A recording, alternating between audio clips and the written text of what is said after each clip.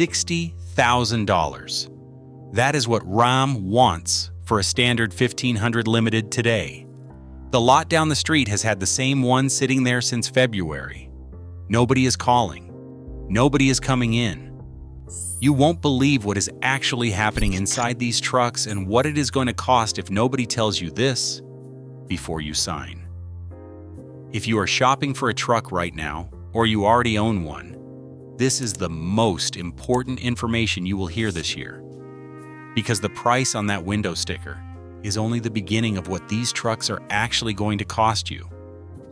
Start with the price, because that is where the illusion begins.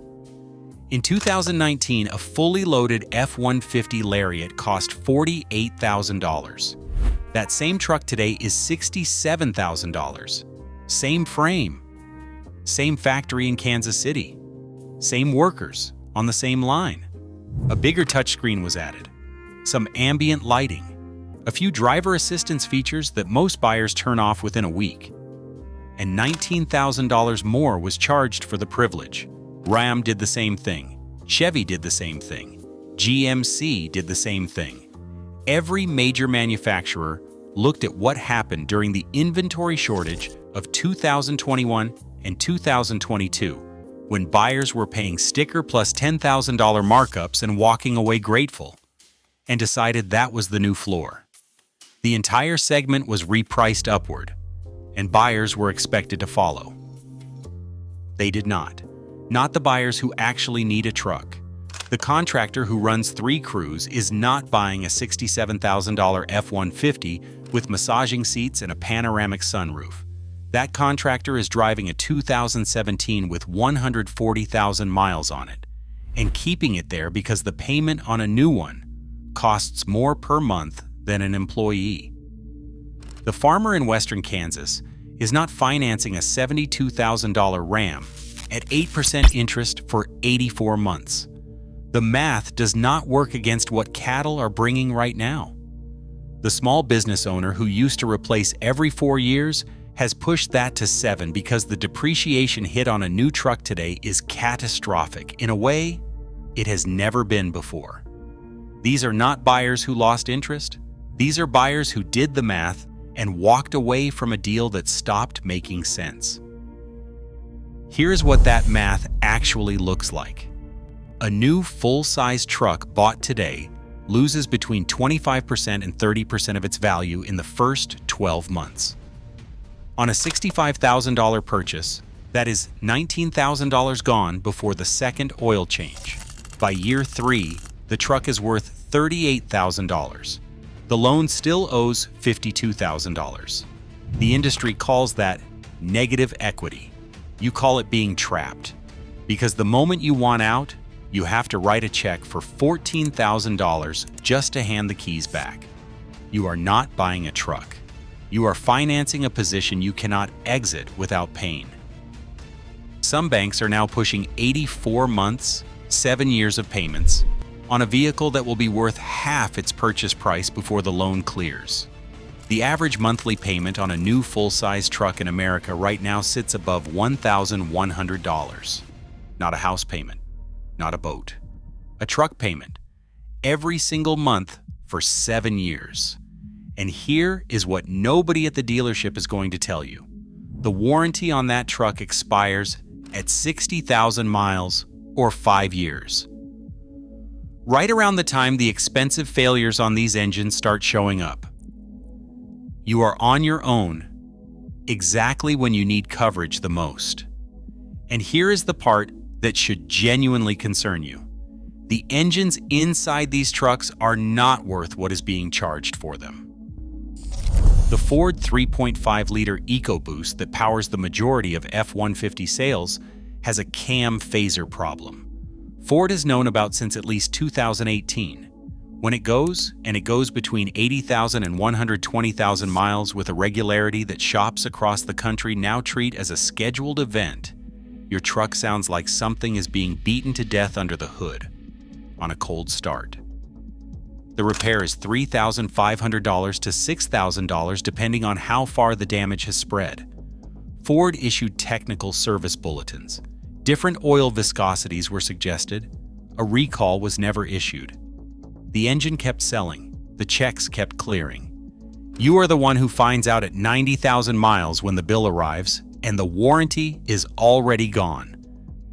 The GM 6.2-liter in the high-trim Silverado and Sierra has a lifter collapse problem that General Motors recalled nearly 600,000 vehicles for.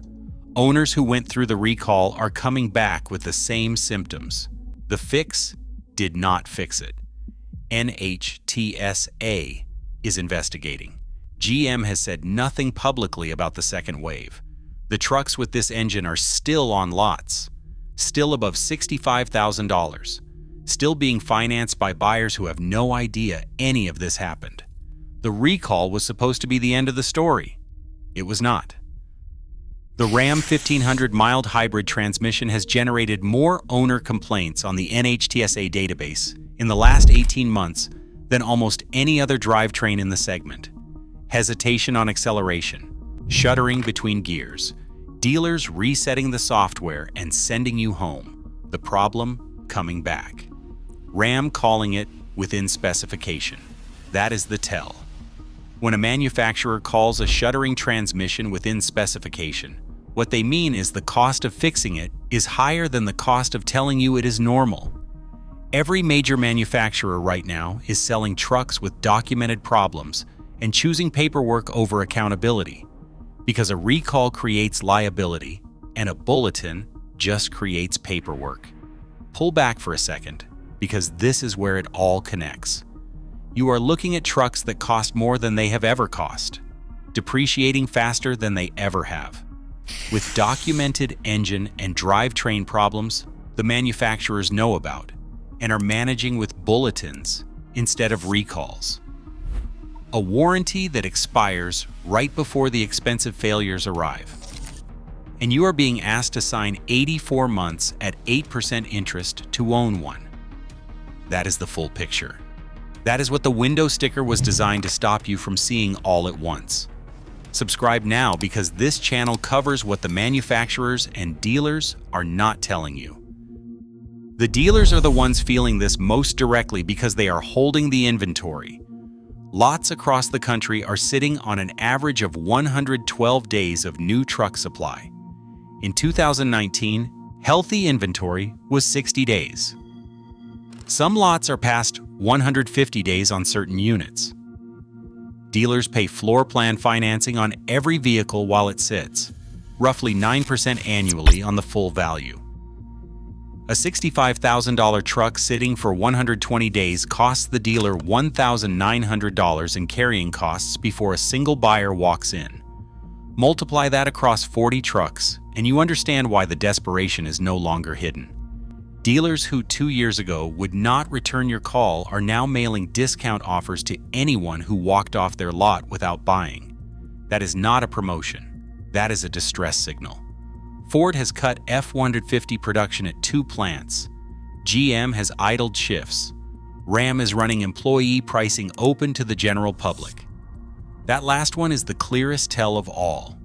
Employee pricing is a tool manufacturers use when normal incentives stop working.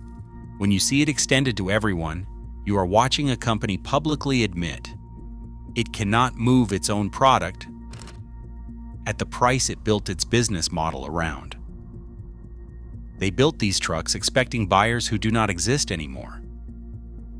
What actually happened is not complicated. The manufacturers looked at truck buyers and decided they had nowhere else to go. If you need a truck, you buy a truck. No substitute exists, so prices kept rising because the margins on full-size trucks are the highest in the industry, and the demand felt permanent. A loaded Ram 1500 Limited carries a gross margin that makes the rest of the lineup look like charity. The temptation to keep pushing was enormous, and there was no internal voice strong enough to say stop. They bet loyalty would override math. They bet the identity tied to owning a new truck would beat the calculator. For about 3 years, they were right. Then the math caught up. What they missed is that need and willingness to pay are not the same thing.